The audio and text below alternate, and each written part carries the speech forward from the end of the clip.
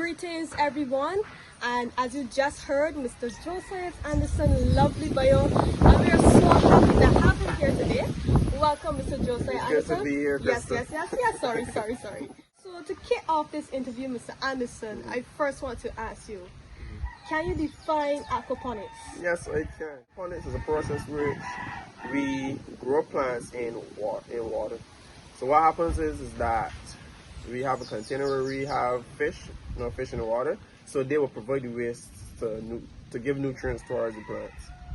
Okay, so basically you're saying that we have water, there's fish, which is a living organism. The fish, they do their waste, and the waste provides the plants with nutrients. Yes, correct. So what about crabs and eels and other different sea creatures? Can they do aquaponics as well? No, not necessarily. Most of the sea creatures don't produce enough waste or healthy waste to enable the circuit to run. So it's a great balance of healthy waste from certain fish such as tilapia that shows and helps the circuit to properly run.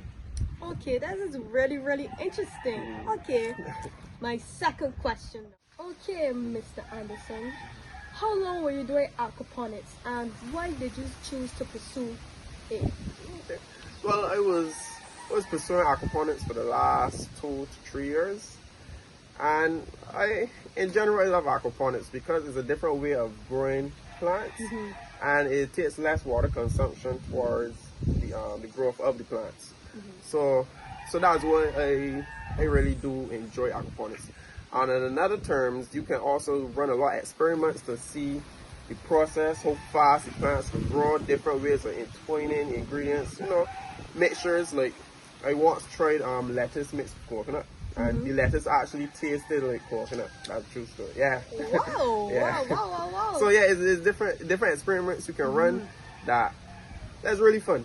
And as I say, it saves a lot of money on going to the store to buy vegetables. You have everything in your backyard, and it's amazing. Oh, I see. So it's like a big science freak experiment for those who love greenery and planting and gardening, agriculture. It's really for somebody to dive into it if you love that sort of thing. Yeah, it's a really deep dive. I generally love agriculture, so it's a good deep dive so that you can get your hands dirty and you could still mix with the engineer behind setting up the system, and then you could still deep dive in actually dealing with the plants. Okay, yeah, so it's definitely something for young people to get involved in. Definitely. Okay, nice. A lot of people think that hydro and aquaponics is the same thing, but I know with my research and with you telling me there are actually differences. They're not the same thing. So can you describe for us what is hydroponics? Okay, hydroponics is basically the cultivation of plants in water, and they mostly use they use more chemicals to grow the plants inserted in the water or in the fish tank so it could circulate in the system. So with hydroponics, you don't use any fish, no living organisms? No, well, you can use living organisms, but it's mostly the chemicals used using. So it's really the chemicals now that's really giving the plants nutrients to grow on the farm. Exactly. Okay, I think I get the difference now. So with the aquaponics, it's really about fish and the waste. With the hydroponics, there's not a necessity for fish, but it's really the chemicals, the fertilizers going into the water, supplying the plants with nutrients. Okay, I think I have it. So this interview is moving along nicely. I know you're not a fanatic for hydroponics, but can you give us some differences and similarities between hydro and aquaponics? Sure. Well, some similarities can be, of course, they are both grown in water, and they both could also be supplied by fish.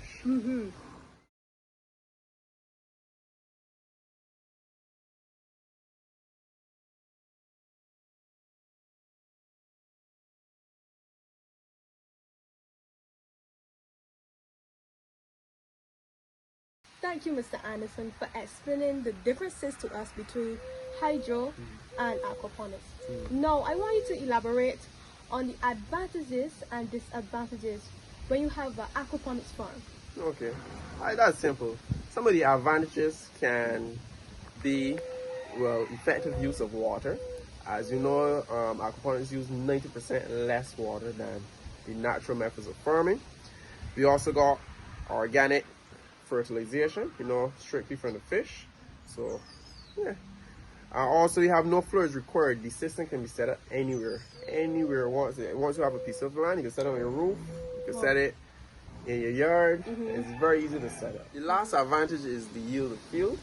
That means, like, if in a plot of land I can naturally plant 50 plants, with aquaponics, I can triple that. I can add layers so I can keep going up and up so that I could produce more plants per the amount of square footage I have. Okay, nice. So really and truly, no one basically can say, oh, they don't have any space to do aquaponics. Exactly. Because you could just use the space you have and it could evolve basically. Exactly. Can you tell us now about the disadvantages of aquaponics? Yes, the disadvantage of aquaponics could be the startup cost, because not all systems can be very cost effective. To buy the pumps, the motors, the drums, it could be costly, but there are some tricks and ways to get around the cost of the startup cost. Another disadvantage could be the cost of feed for the fish, because with everything rising, as you see the spike in prices for all feed, everything for all animal, all crops. Well, the feed could be kind of expensive, but it's just to know how and where to buy these materials from. So it's basically you have your plan and you go to the best merchandisers who can give you the best quality materials. Yes, exactly. Best quality materials, and it'll be the best cost, especially if you're buying in bulk. Yeah, so buying in bulk is better when you want to start this aquaponics. I would definitely agree with that. Okay, nice. Anderson. So on a scale of 1 to 10, with 10 being the most difficult, how difficult it is to start an aquaponics farm? Okay. Well, first is the amount of money you're looking to spend on the aquaponics setup that you choose. I would say that for my setup, it wasn't too hard. I would say even for you. It could have been harder, it could have been easier. But knowing the information I know, I believe I could do a much more cheaper setup. But it's not too difficult or it's not too hard to set up. But for you, I give it a 4. So with your personal situation, when you went into doing this aquaponics, you didn't do a lot of research. That's why you said it was a 5. It was not that I didn't do a lot, but I could have done more research to even make it a better outcome. A better outcome. That's true. Okay. So you hear that, people. So when you want to start an aquaponics farm, go to Anderson. You described to us aquaponics, and one thing you mentioned is that you need a strategic plan, a master plan, so to speak, to start an aquaponics farm. So my next question to you is, what are the steps and the materials you would need in order to produce an aquaponics farm? Like mine, you don't need too much materials, but you need essential materials. So to start with, for sure you need PVC pipe so that I can run the water. You need a pump of some sort, hopefully a submersible pump, because it has to pump the water up and throughout the system. And later you will show us this pump. Yeah, definitely. I'll show you the pump in detail. You also need a filter. Well, my filter was made by myself, because as in my setup, I was trying to go more eco-friendly. I didn't want to pay so much money, so I made these things myself. Well, in turn, of course, you need the plants to insert into the system, and you need some sort of medium to help it suck up the water, the plants. So as I said, for my medium, I use coconut husk, which coconut husk can grab the water, and the roots are able to grab the coconut husk, and so on. And lastly, you also need some tote drums. It can be either tote drum or it could be a normal garbage barrel, and so that you could keep your fish inside. Also, you will need fish. Tilapia, hopefully. Of course. Yes. No crustaceans. No crustaceans. No other sea creatures. No turtle. No turtles. Just fish. Just fish. Okay. Tilapia will be ideally. I won't trade it with guppies, but guppies, the amount of guppies reproducing into the circuit, it's clogged up. It clogged up. So that's one of my filter that helped to shrink some of the feces and manure from the animals.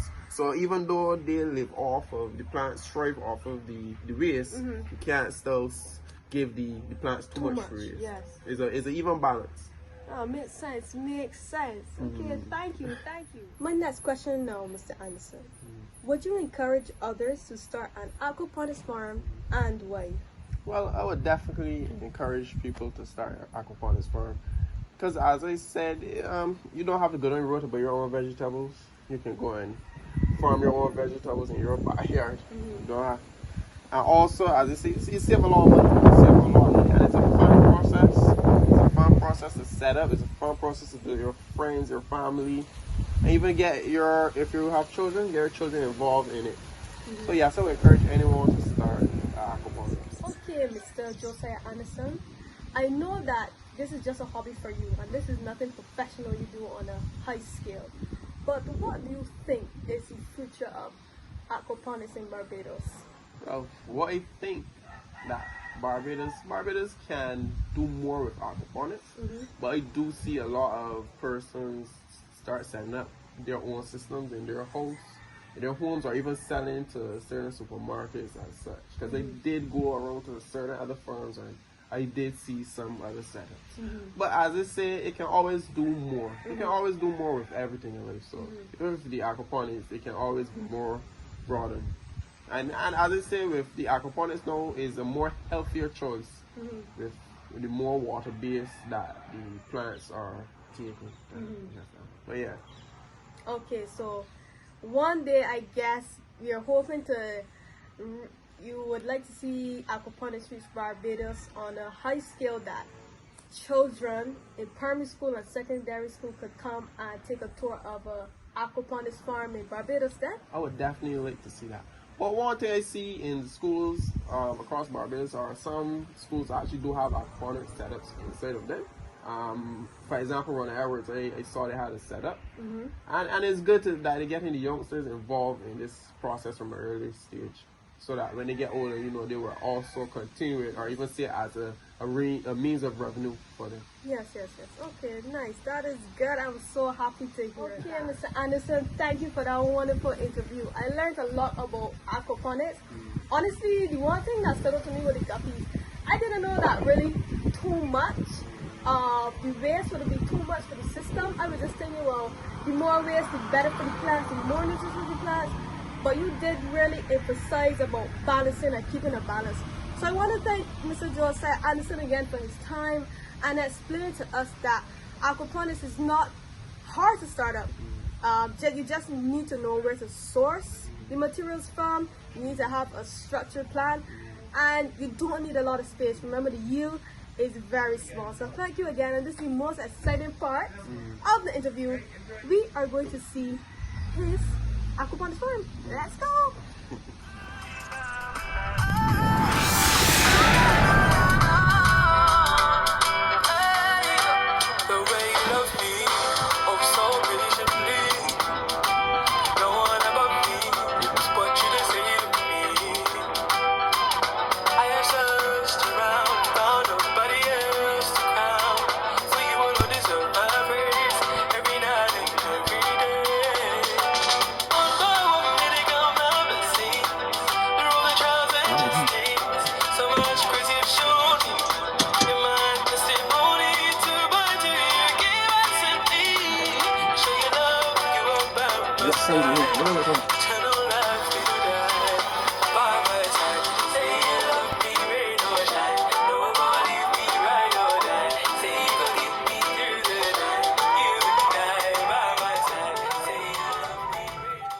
Hi everyone, ladies and gentlemen. So I am back again, and right now I'm actually standing in front of the aquaponics farm. As you can see, what you just saw previously, I took you around the farm for a tour, and as you saw, it's a very small yield. You don't need anything much to start this. Now Mr. Anderson, he's gonna come and he's gonna describe to us about his farm. But the interesting about his farm now, the aquaponics farm, he's taking it through some renovations. So it actually looks like a beginning aquaponics farm. So this is very exciting, especially for those who are very interested in starting. So now we're gonna go into the farm and he's gonna describe it for you. Thank you, Krista, for acknowledging it as a farm. Got me feeling tight too. But for my setup, I first start with these drums. I initially start with this drum.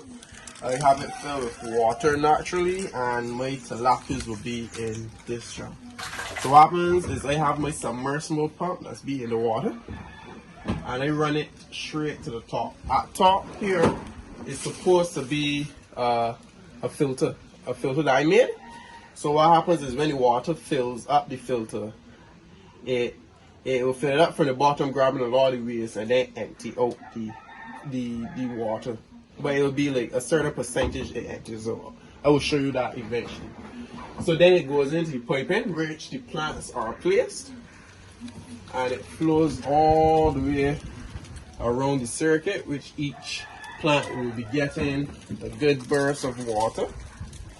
Then here it hits this pump, it hits this pipe, and it drops back into the tilapia pond, and then it keeps recycling. The reason I made this pipe bigger is because I actually started doing bigger plants instead in this larger pipe. So I would have done broadleaf thyme, or I would try with pepper to see if they would grow. The broadleaf thyme did do way better than I expected, and it nearly took over the whole system, so I had to start trimming it and cutting back on it. Well, this is just an example which you can make a filter from. As you see, it's just a normal soybean oil can. So with this cycle, this was happening. This pipe will initially be the water flow. The water will be flowing into the drum. So the water will be flowing. So what I do is I put the hose in. Mind you, the water is flowing into the drum from there. And then I pack it with a lot of cloth, sheer cloth, anything that can really grab any excess waste. So when the water rises, it grabs a lot of the excess waste, and then it flows into this hose and empties from the bottom. So this is what goes back into the circuit, and it keeps doing that. It keeps cleaning. So naturally I clean this filter every 1 to 2 weeks. Just giving you a realistic visual.